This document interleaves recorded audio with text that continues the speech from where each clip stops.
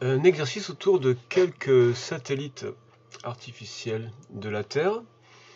La troisième loi donne la relation de proportionnalité entre le carré de t et a au cube ou r au cube.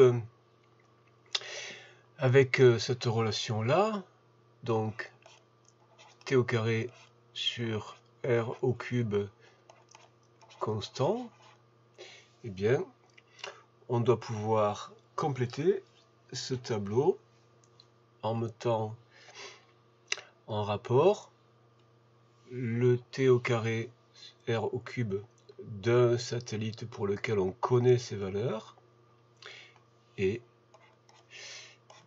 t au carré et r au cube d'un autre satellite dont une des caractéristiques reste à déterminer.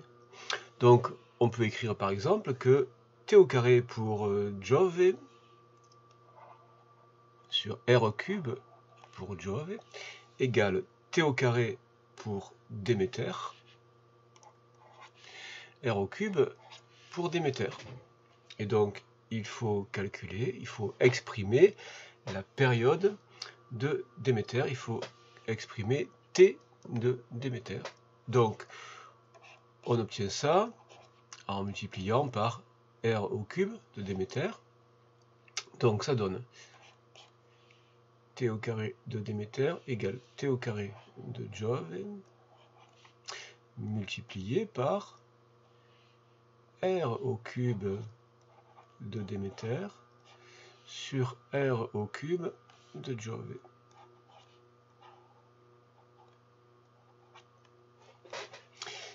Et donc, il suffit maintenant d'extraire la racine. T égale racine carrée de tout ça. Donc ici, la période de... Donc là, c'est Déméter. La période de Jove multipliée par racine de... Alors là, on va avoir r au cube de Déméter sur r au cube de Jove, ou on peut l'écrire t Jove, pas égal, pardon, multiplié par racine carrée, et on peut mettre la totalité de la fraction au cube, et là on aura r de Déméter sur r de Jove. Voilà, ben maintenant il suffit de remplacer ces symboles-là par leur valeur. Donc t de Jove, c'est la période de la révolution 14h05. Donc 14h05, eh bien, on peut l'exprimer en secondes. Donc on va l'exprimer en secondes. Ça fait donc 14 fois 3600. On aurait pu l'exprimer en minutes d'ailleurs.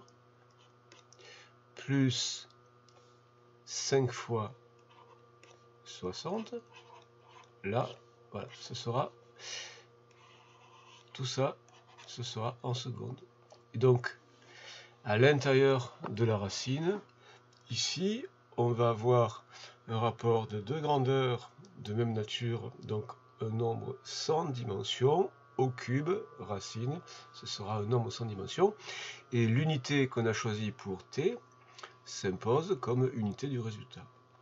Donc, multiplié par racine de au cube. Ici, le rayon de Déméter, en fait, c'est le rayon de l'orbite de Déméter. Donc, on ne peut pas mettre 710 km. 710 km, ce serait l'altitude. Donc, il faut ajouter le rayon de la Terre. L'orbite de le rayon de la trajectoire, le rayon de l'orbite, le R de l'orbite, c'est le rayon de la Terre plus l'altitude. Donc le rayon de la Terre, on l'a ici 6,37 10 puissance 3. 6,37 10 puissance 3 plus 710. Et là, si on devait le convertir, l'exprimer en mètres, on multiplierait par 10 puissance 3. Mais on ferait pareil au dénominateur.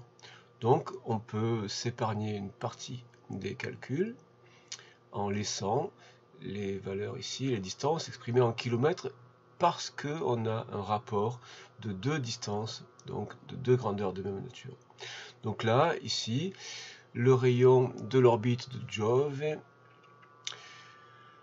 23 258, alors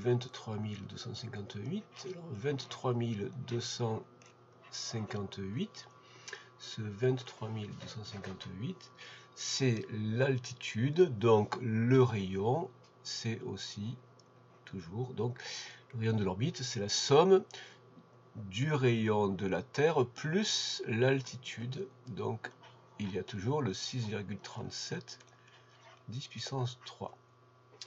Et ceci vous donne la période de Déméter. La période de Déméter, si c'est en secondes, on obtient 6,52 10 puissance 4 secondes. Et donc,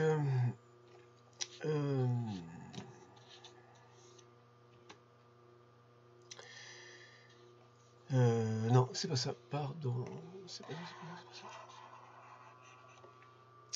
Je me trompe de ligne.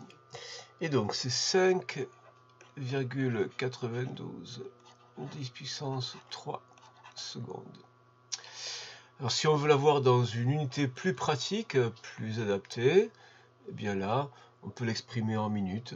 Donc, si on exprime ça en minutes, en divisant par 60, eh bien, on obtient 98,7 minutes.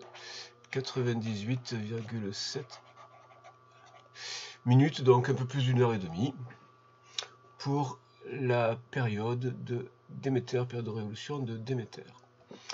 On fait exactement pareil avec Hotbird, puisque c'est là aussi la période qui reste à déterminer, l'altitude, elle, étant connue. Donc, dans ces expressions-là, eh bien ici, on va remplacer ce qui concernait Déméter, c'est-à-dire l'altitude. L'altitude ici, ça ne serait plus 710, ça sera donc l'altitude pour Hotbird 35 786. Donc ici, on va écrire 35 786. En revanche, pour le reste, ça concernait Jove. Donc l'altitude de Jove, c'est toujours 23 258 en kilomètres. La période, c'est toujours 14 heures. Donc c'est toujours les mêmes grandeurs. Donc il n'y a que ceci qui va changer. Et donc pour Hotbird, on obtient 86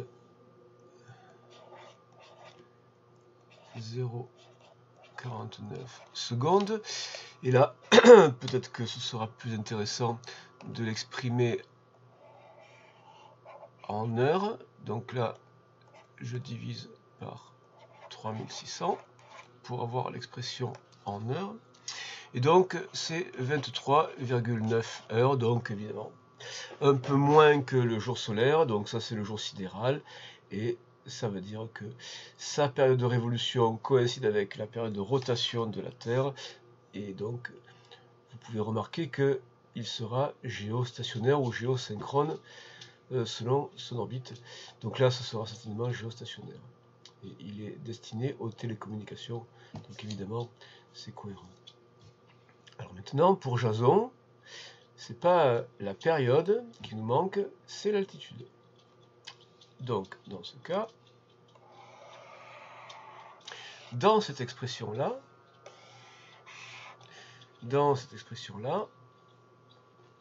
ça va être le R qui va manquer. Donc, on écrit donc toujours t au carré sur r au cube égale t au carré sur r au cube. Mais cette fois-ci, alors on prend toujours comme référence bon, le même Jove, il n'y a aucune raison de changer, donc t au carré de Jove sur r au cube de Jove, et ensuite t au carré de Jason, t au carré de Jason sur r au cube de Jason. Alors maintenant, si c'est r de Jason, si c'est l'altitude, enfin, la partie forme de l'orbite, caractéristique de l'orbite, eh bien, c'est le r qu'il faut exprimer, donc on multiplie par r au cube, et puis on divise par t au carré ici, et on multiplie par ce r au cube ici. Et donc on obtient r au cube de Jason égale, donc on multiplie par celui-là, il va y avoir r au cube de Jove multiplié par le t au carré de Jason, t au carré de Jason, divisé par le t au carré de Jove, t au carré de Jove. Donc, on va extraire là la racine cubique, cette fois-ci c'est racine cubique, donc r de Jason. Racine cubique de ceci, on retrouve r de Jove multiplié par racine cubique de t Jason sur t Jove au carré. Et donc, il suffit maintenant de remplacer. Là aussi, on a le rapport entre deux grandeurs de même nature. Donc, on va avoir un nombre sans unité. Tout ceci donnera un nombre sans unité. Et l'unité choisie pour R de Jove imposera l'unité du résultat. Donc, R Jove, ce sera 23 258. Alors ça, c'est le 23 258. C'est non pas R, mais c'est l'altitude. Pour avoir R, il faut ajouter le rayon de la Terre, donc 6376,37 10 puissance 3. Alors là, c'est en kilomètres. Bon, ben, rien ne nous empêche de le laisser en kilomètres. Le résultat sera donc en kilomètres. Et on aura R de Jason. Et donc, multiplié par racine cubique de, alors, la période de Jason et la période de Jove au carré. Donc la période de Jason, 112 minutes, eh bien, inutile de changer l'unité, on va exprimer les deux en minutes. Donc la période de Jason en minutes, donc 112. La période de Jove en minutes, donc 14 multiplié par 60. 14 heures multiplié par 60 pour avoir le nombre de minutes, plus 5 minutes, et ceci au carré. Voilà pour le rayon de l'orbite, donc on aura le rayon de l'orbite. Et donc le rayon de l'orbite nous donne 7702, 7,702, 10 puissance 3 km. Donc ça c'est le rayon de l'orbite. Pour avoir l'altitude, eh bien, il faut retrancher le rayon de la Terre. Donc 7,702 10 puissance 3, moins 6, donc le rayon de la Terre, 6,37 10 puissance 3, et on obtient 1,33 10 puissance 3 km. Là, on peut l'écrire tel quel, c'est bien l'altitude et pas le rayon de l'orbite. Donc l'altitude, 1300, etc. Environ 1300, de l'ordre de 1300. 1,33 10 puissance 3. Donc on écrit ici 1,33 10 puissance 3. Est-ce que c'est cohérent? Eh bien, on a ici une période de 112 minutes. C'est un peu plus que tout à l'heure pour Déméter où on avait 99 minutes. Eh bien, l'altitude ici est un peu plus grande. Donc, c'est normal que la période soit un peu plus grande que pour Déméter, dont l'altitude était un peu plus petite. Voilà pour le tableau. Maintenant, une grandeur intéressante pour les gens qui travaillent dans l'aéronautique, c'est la vitesse de libération, et puis il y a aussi la vitesse cosmique.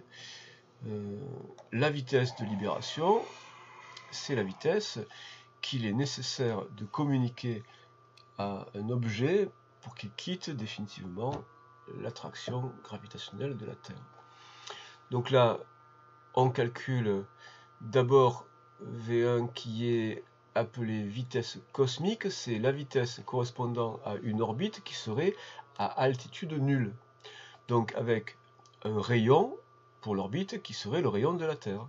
À altitude nulle, le rayon de l'orbite, c'est le rayon de la Terre. Donc là, c'est le 3, V1 à altitude nulle. Donc j'ai 6,67 10 puissance moins 11. La masse de la Terre, 5,97 10 puissance 24. Et à altitude nulle, donc le rayon de l'orbite, c'est le rayon de la Terre. Donc 6,37 10 puissance. Alors là, en revanche, il faut faire attention. On n'a plus du tout des rapports de deux grandeurs de même nature où on peut s'épargner des conversions. Il faut absolument revenir là à l'unité au système international et les unités légales. Donc ici, non pas kilomètres, mais mètres. Donc là, expression de la longueur du rayon en mètres. Et donc, V1, pour V1, on obtient 7,91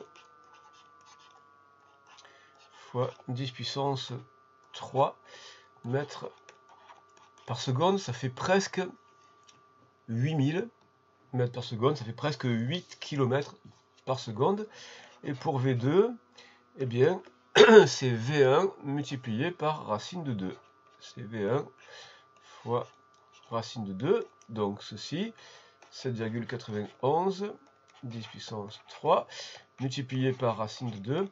Et on obtient à peu près 11 000 km, 1,112 10 puissance 4 mètres par seconde. Donc 11,2 km par seconde, c'est voilà, environ 11 km par seconde. La vitesse de libération de la Terre, c'est un peu plus de 11 km par seconde.